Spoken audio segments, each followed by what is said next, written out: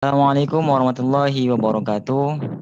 Baiklah, kami di sini dari kelompok 3 mata kuliah Sejarah Peradaban Islam akan menjelaskan materi yang telah dipilihkan oleh dosen kami, yaitu Bu Enda, tentang peradaban Islam pada masa Bani Umayyah.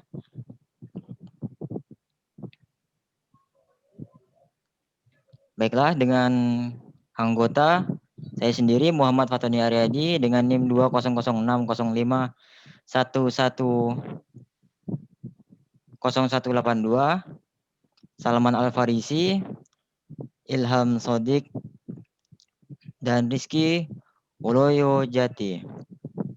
Baik, langsung ke materi. Bani Umayyah. Pengertian singkat mengenai Bani Umayyah. Bani Umayyah atau lebih kita kenal sebagai Kekhalifahan Umayyah adalah kekhalifahan yang pertama setelah masa Khulafaur Rasyidin yang memerintah dari tahun 661 Masehi sampai 750 Masehi dengan Damaskus sebagai pusat pemerintahannya. Nama dinasti Umayyah ini dijuluki kepada Umayyah bin Abdul Asyams, kakek buyut dari Muawiyah bin Abu Sufyan. Dinasti Umayyah memiliki sistem pemerintahan berupa monarki yang berbentuk kekhalifahan.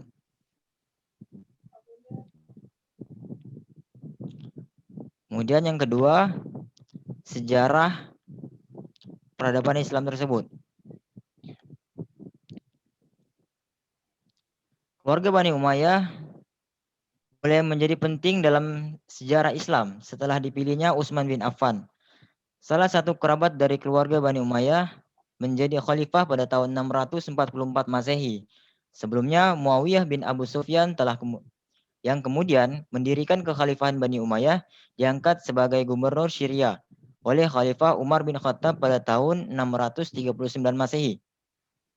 Setelah Khalifah Utsman tewas dibunuh pemberontak pada tahun 656 Masehi, Muawiyah melakukan perlawanan kepada penerus Utsman, yaitu Khalifah Ali bin Abi Thalib. Karena Muawiyah menganggap Ali tidak menindak dengan tegas para pembunuh Utsman, perlawanan ini berujung pada pertempuran Siffin. Setelah Ali dibunuh oleh kaum Khawarij, Muawiyah juga menolak untuk setia pada Husain bin Ali, anak dari Khalifah Ali. Namun peperangan bisa dihindari setelah Hasan bin Ali menyatakan setia pada Muawiyah dalam perjanjian tahun 661 Masehi dengan syarat Muawiyah bersikap adil dan tidak membentuk dinasti. Namun Muawiyah mengingkarinya, janjinya, dan menjadi anaknya Yazid bin Muawiyah sebagai penerus dan calon khalifah. Ini membuat pergantian sistem di mana khalifah yang sebelumnya diangkat berdasarkan kesepakatan umat menjadi bersifat turun-temurun. Hal ini mengawali berdirinya Bani Umayyah.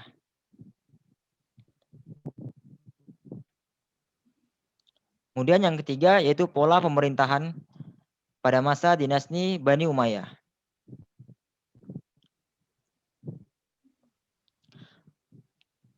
Pola pemerintahannya, aku tidak akan menggunakan pedang ketika cukup menggunakan cambuk, dan tidak akan menggunakan cambuk jika cukup dengan lisan. Sekiranya ada ikatan setipis rambut sekalipun antara aku dan sahabatku, maka aku tidak akan membiarkannya lepas. Saat mereka menariknya dengan keras, aku akan melonggarkannya. Dan ketika mereka mengendorkannya, aku akan menariknya dengan keras. Ucap Muawiyah bin Abu Sufyan. Pernyataan di atas cukup mewakili sosok Muawiyah bin Abu Sufyan. Ia cerdas dan cerdik, ia seorang politisi ulung dan seorang negarawan yang mampu membangun peradaban besar melalui politik kekuasaannya. Ia pendiri sebuah dinasti besar yang mampu bertahan selama hampir 1 abad. Dialah pendiri dinasti Umayyah, seorang pemimpin yang berpengaruh pada abad 7 Hijriah. Di tangannya, seni berpolitik mengalami kemajuan luar biasa, melebihi tokoh-tokoh muslim lainnya. Baginya, politik adalah senjata mahadahsyat untuk mencapai ambisi kekuasaannya. Ia mewujudkan seni perpolitikannya dengan membangun dinasti Umayyah.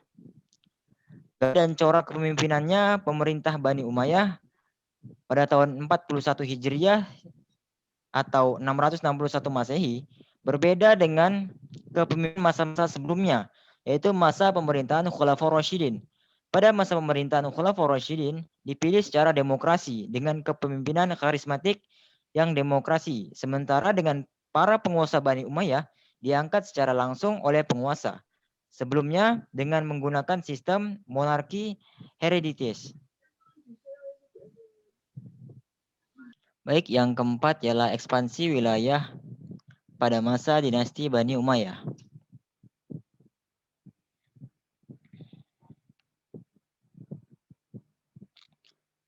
Ekspansi yang terhenti pada masa Khalifah Utsman dan Ali dilanjutkan kembali oleh dinasti ini di zaman Muawiyah. Tunisia dapat ditaklukkan. Di sebelah timur, Muawiyah dapat menguasai daerah Khorasan sampai ke sungai Oxus dan Afghanistan sampai ke Kabul. Angkatan lautnya melakukan serangan ke ibu kota. Tepatnya yaitu ibu kota Bizantium, Konstantinopel. Ekspansi ke timur yang dilakukan Muawiyah kemudian dilanjutkan oleh Khalid Abdul Malik. Ia mengirim tentara menyeberangi sungai Oxus dan dapat berhasil menundukkan Balkh, Bukhara, Khawarizm, Fergana, dan Markhon. Tentaranya bahkan sampai ke India dan dapat menguasai Balochistan, Sind, dan daerah Punjabi sampai ke Maltan. Ekspansi ke barat secara besar-besaran dilanjutkan di zaman Walid bin Abdul Malik. Masa pemerintahan Walid adalah masa ketentraman, kemakmuran, dan ketertiban.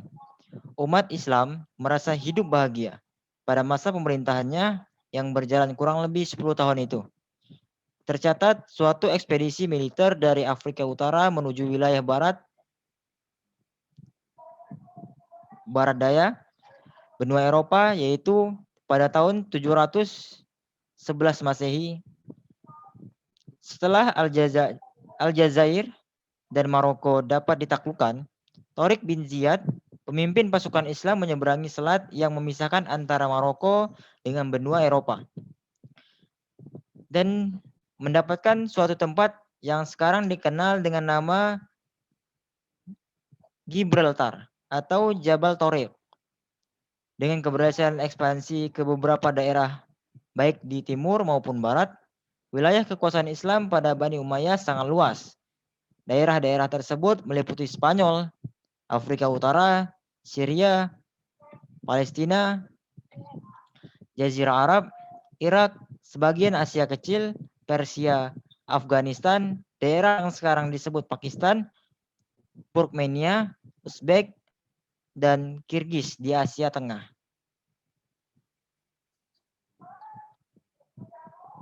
Kemudian ini adalah tampak dari peta wilayah daerah kekuasaan dinasti Bani Umayyah yang saya sebutkan tadi. Yang kelima, khalifah-khalifah pemegang kekuasaan dinasti Umayyah dan kemajuannya.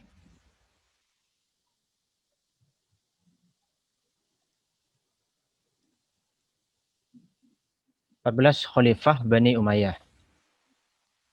Itu Muawiyah 1 bin Abu Sufyan, lalu dilanjutkan Yazid 1 bin Muawiyah, Muawiyah 2 bin Yazid, kemudian Marwah bin Hakam, Abdul Malik bin Marwan, Al-Walid 1 bin Abdul Malik, Sulaiman bin Abdul Malik, Umar bin Abdul Aziz, kemudian Yazid 2 bin Abdul Malik, Hisan bin Abdul Malik, Al-Walid 2 bin Yazid, Yazid 3 bin Walid, Ibrahim bin Malik, dan yang terakhir Marwan 2 bin Muhammad. Khalifah paling berpengaruh dan kemajuannya. Yang pertama yaitu Muawiyah bin Abu Sufyan, yang Kemudian 2, Abdul Malik bin Marwan. Ketiga, Al-Walid bin Abdul Malik. Yang keempat, Umar bin Ibnul Al-Aziz. Yang kelima, Hisham bin Abdul Al-Malik. Yang enam, Marwan II bin Muhammad.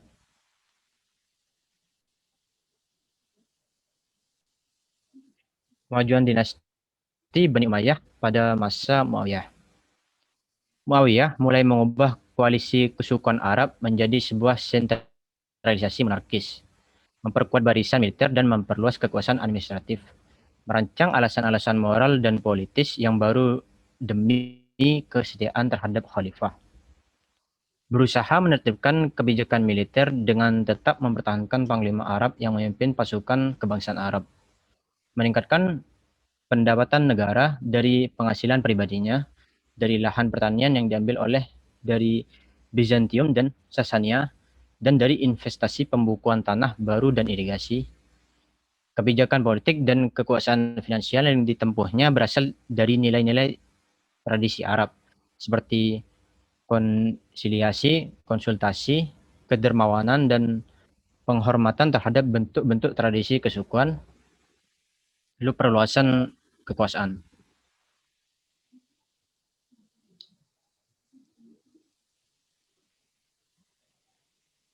Kemajuan dinasti pada masa Abdul Malik.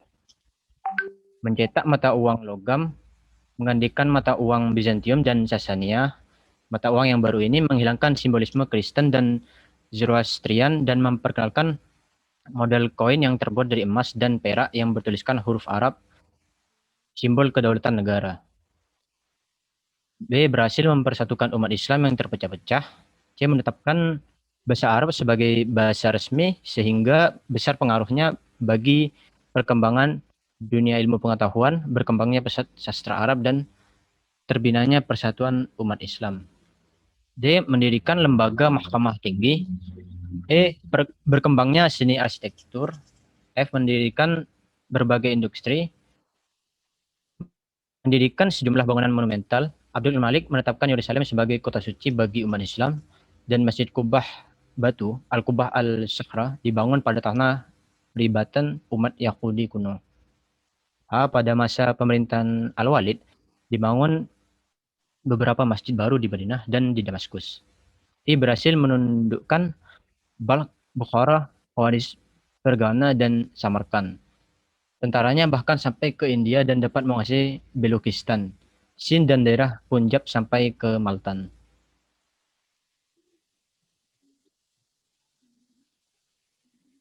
Kemajuan dinasti Bani Umayyah pada masa Al-Walid bin Abdul Malik. Perbaikan dalam negeri. Pertama, menyediakan pelayanan khusus, orang cacat diberi gaji, orang buta diberi penuntun, orang lumpuh disediakan perawat, dan menyediakan bangunan khusus untuk pengidap kusta. Memperbaiki fasilitas jalan raya, terutama Hijaz, Mekah, Madinah, bagi jemaah haji dengan fasilitas memadai seperti tempat beristirahat yang dilengkapi air dari sumur yang digali. Membangun Masjid Umayyah di Damaskus. Merenovasi Masjid Nabawi di Madinah. Perluasan kekuasaan Bani Umayyah. Pertama, penaklukan wilayah tengah. Kedua, wilayah kekuasaan kerajaan Romawi di Asia Kecil meliputi ibu kota Konstantinopel serta perluasan ke beberapa pulau di Laut Tengah.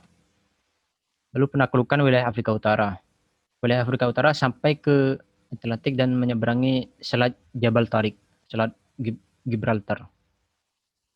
Penaklukan wilayah Spanyol. Wilayah timur bagian utara di seberang Sungai Jihun, Amrudaria.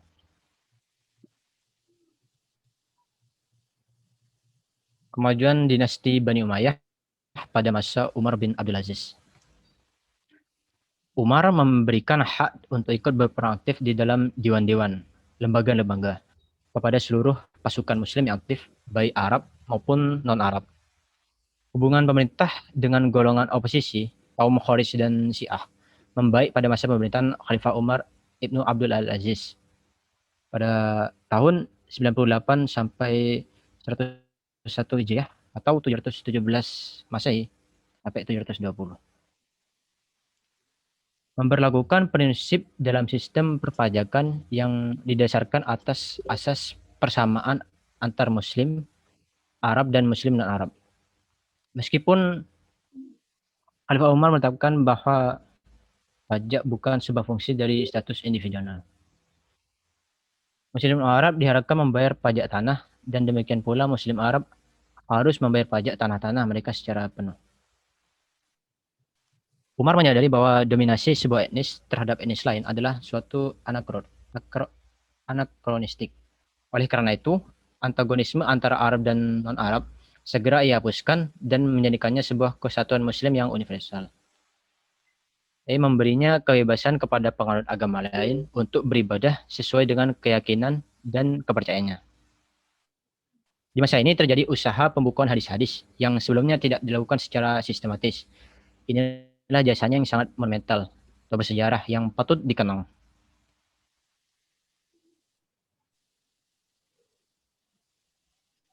Kemajuan dinasti Bani Umayyah pada masa Hisham bin Abdul Malik. Menata administrasi pemerintahan dan keuangan yang sangat stabil. Membangun irigasi untuk pertanian, membangun pusat kerajinan sutra, membangun pabrik pembuatan pakaian tentara, membangun pabrik senjata, mengembangkan usaha peternakan dan militer. Di India, Hisham mengirimkan pasukan untuk mengakhiri pemberontakan Hindu di bawah pimpinan Jai Singh Dishin. Ini membuat Bani Umayyah dapat menegaskan kembali kekuasaannya atas provinsi di India. Di Spanyol, persetujuan dalam negeri selama bertahun-tahun diakhiri. Dan Hisham mengirimkan pasukan besar yang berangkat ke Prancis. Walaupun pada awalnya sukses, pasukan Islam kemudian dikalahkan dalam pertempuran Tours oleh Charles Martel. Meskipun demikian, kekhalifahan Islam tetap melanjutkan kekuasaannya atas Spanyol. Di Afrika, pemberontakan besar suku Berber berhasil ditumpas dengan tewasnya ratusan ribu pemberontak. Kemenangan ini selamanya mengakhiri pemberontakan di sana. Hisham juga menghadapi pemberontakan oleh Zaid bin Ali, cucu Husain bin Ali, namun pasukan Zaid berhasil dikalahkannya.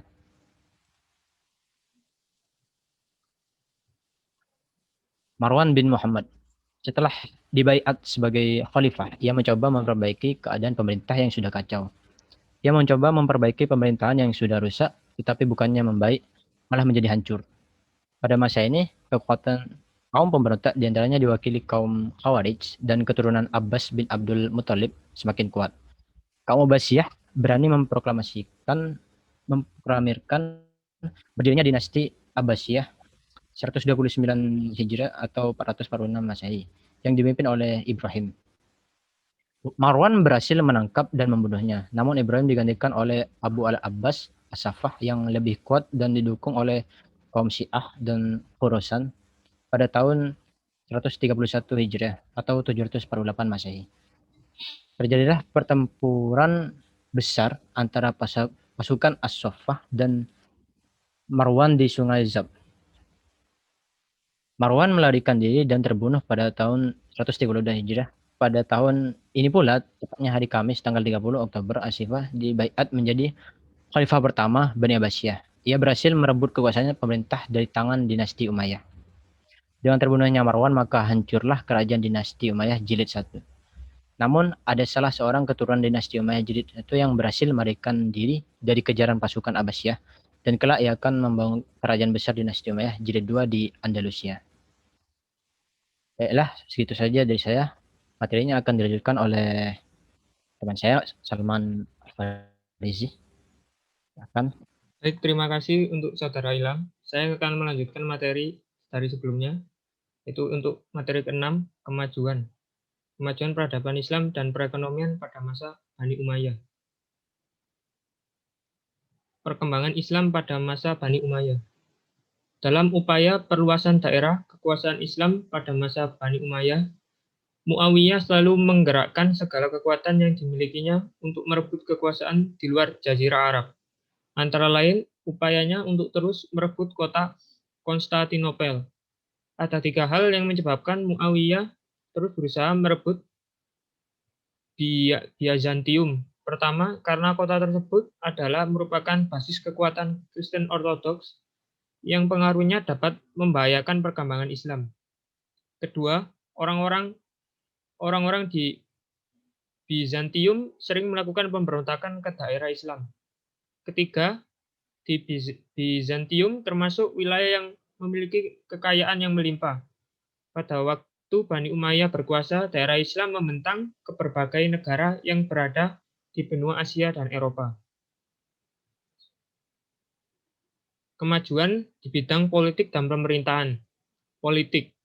Di antara kebijakan politik yang terjadi pada masa Daulah Bani Umayyah adalah terjadinya pemisahan kekuasaan antara kekuasaan agama atau spiritual power dengan kekuasaan politik.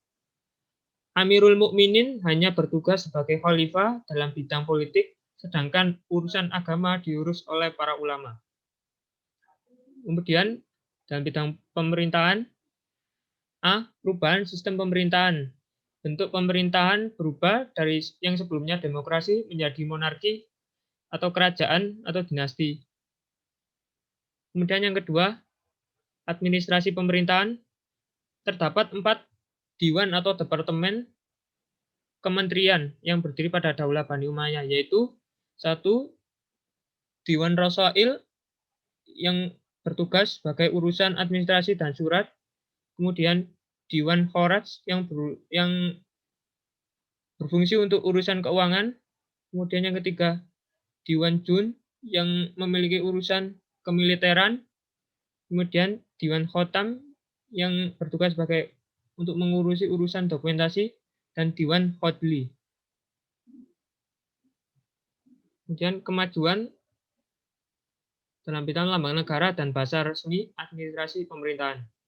Lambang negara. Muawiyah menetapkan bendera merah sebagai lambang negara, di mana sebelumnya pada masa Khulafaur Rasyidin belum ada. Bendera ini menjadi ciri khas Daulah Bani Umayyah. Bahasa resmi administrasi pemerintahan. Pada masa pemerintahan salah satu khalifah Bani Umayyah yaitu Abdul Malik, bahasa Arab dijadikan dan difungsikan menjadi bahasa resmi administrasi pemerintahan. Kemajuan di bidang militer dan ekonomi. Kemajuan bidang militer. Undang-undang wajib militer. Daulah Bani Umayyah memaksa orang untuk masuk tentara dengan membuat undang-undang wajib militer atau nizam tajnid libari, mayoritas adalah berasal dari orang Arab. Kemudian yang B, futuhat atau ekspansi perluasan daerah. Perluasan wilayah dilakukan dari wilayah timur yaitu daerah Khurasan, Oxus, dan Afghanistan, Kabul, kemudian ke wilayah utara yaitu Tripoli, Fazan, Sudan, Mesir, hingga ke barat yaitu wilayah Jazair dan Maroko. Kemajuan di bidang ekonomi. Sumber pendapatan.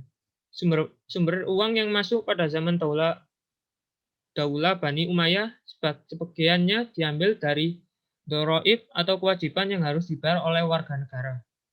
Kemudian yang B, dalam bidang pertanian, Umayyah telah diperkenalkan dengan sistem pengairan bagi tujuan untuk meningkatkan hasil pertanian. Kemudian yang C, setelah Bani Umayyah berhasil menaklukkan berbagai wilayah, jalur perdagangan jadi semakin lancar. Ibu kota Basrah di Teluk Persi pun menjadi pelabuhan dagang yang ramai dan makmur.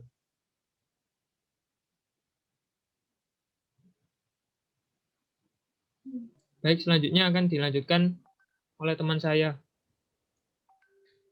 Saudara Rizky. Terima kasih, Bang Salman Al-Farizi. Saya akan melanjutkan mata uang dan sosial kemasyarakatan.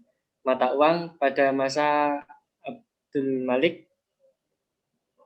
mata uang kaum muslimin dicetak secara teratur, pembayaran diatur dengan menggunakan mata uang ini, meskipun pada masa Umar bin Khattab sudah ada mata uang, namun belum begitu teratur. Lalu sosial kemasyarakatan. Panitia sosial penyandang cacat disediakan pelayanan khusus. Orang cacat diberi gaji, orang buta diberikan penuntun, orang lumpuh disediakan perawat. Ia juga mendirikan bangunan khusus untuk pengidap penyakit kusta. Lalu B, Arab dan Mawali. Muslim Arab menganggap bahwa mereka lebih baik dan lebih pantas memegang kekuasaan daripada Muslim non-Arab. Muslim non-Arab kala itu disebut mawali. Awalnya mawali adalah budak tawanan perang yang dimerdekakan.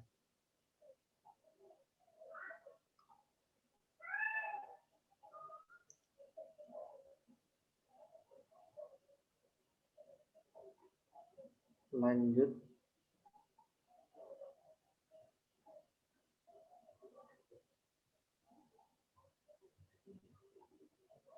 Lalu pendidikan dan kesenian.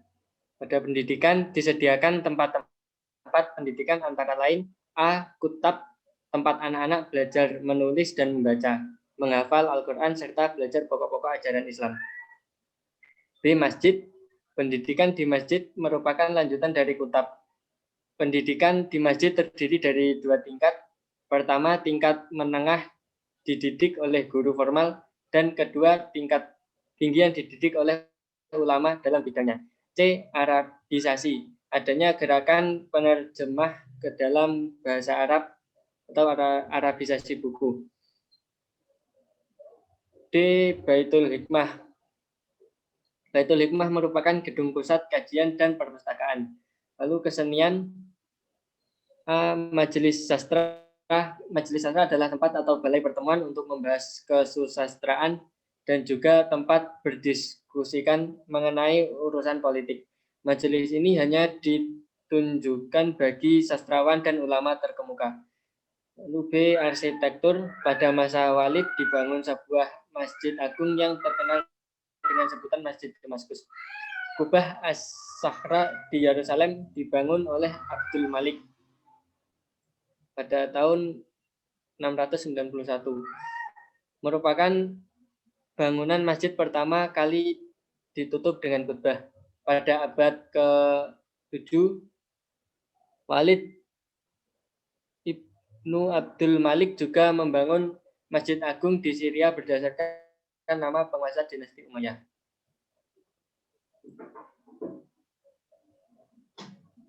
Tujuh faktor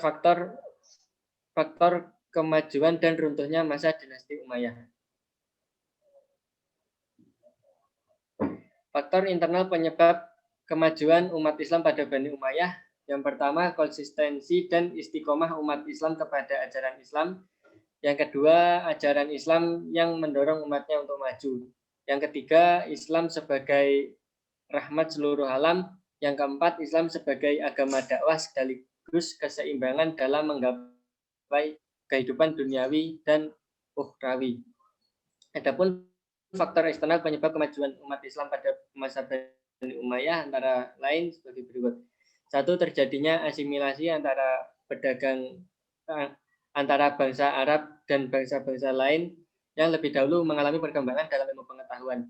Pengaruh Persia pada saat itu sangat penting di bidang pemerintahan. Selain itu, mereka banyak berjasa dalam perkembangan ilmu filsafat dan sastra. Adapun pengaruh Yunani masuk melalui berbagai macam terjemah dalam bidang ilmu, terutama filsafat. Yang kedua, gerakan terjemah pada masa periode klasik. Usaha penerjemahan kitab-kitab asing dilakukan dengan giat sekali. Pengaruh gerakan terjemahan terlihat dalam perkembangan ilmu pengetahuan umum, terutama di bidang astronomi, kedokteran, filsafat, kimia, dan sejarah. Faktor kemajuan Bani Umayyah. 1. Sistem pergantian khalifah melalui garis keturunan adalah suatu yang baru bagi tradisi Arab yang lebih menekankan aspek senioritas. Pengaturan tidak jelas, ketidakjelasan sistem pergantian khilafah ini menyebabkan terjadinya persaingan yang tidak sehat di kalangan anggota keluarga istana. Yang kedua, latar belakang terbentuknya dinasti Bani Umayyah tidak bisa dipisahkan dari konflik-konflik politik yang terjadi di masa Ali. Sisa-sisa Syiah atau para pengikut Ali dan Khawarij terus menjadi gerakan oposisi, baik secara terbuka seperti masa awal dan akhir maupun secara tersembunyi seperti masa pertengahan kekuasaan Bani Umayyah. Penumpasan terhadap gerakan-gerakan ini banyak menyedot kekuatan pemerintah. 3. Pada masa kekuasaan Bani Umayyah, pertentangan etnis antara suku Arabia Utara, Bani Qais, dan Arabia Selatan, Bani Kalb, yang sudah sejak zaman sebelum Islam makin meruncing. Persalihan ini mengakibatkan para penguasa Bani Umayyah mendapatkan kesulitan untuk menggalang persatuan dan kesatuan. Di samping itu, sebagian besar golongan Mawali, keturunan Arab, terutama di Irak dan wilayah bagian timur lainnya, merasa tidak puas karena status Mawali itu menggambarkan suatu inferioritas, ditambah dengan keangkuhan bangsa Arab yang diperlihatkan pada masa Bani Umayyah. Yang keempat, lemahnya pemerintahan Daulat Bani Umayyah juga disebabkan oleh sikap hidup mewah di lingkungan istana, sehingga anak-anak khalifah tidak sanggup memikul beban berat kenegaraan tatkala mereka mewarisi kekuasaan. Di samping itu, golongan agama banyak yang kecewa karena perhatian penguasa terhadap perkembangan agama sangat kurang. Yang kelima, penyebab langsung tergulingnya kekuasaan dinasti Bani Umayyah adalah munculnya kekuatan baru yang dipelopori oleh keturunan Al-Abbas Ibnu Al-Muttalib. Gerakan ini mendapat dukungan penuh dari Bani Hashim dan golongan Syiah, dan kaum Mawali yang merasa dikelas duakan oleh pemerintah Bani Umayyah. Baiklah, sampai di akhir materi kita.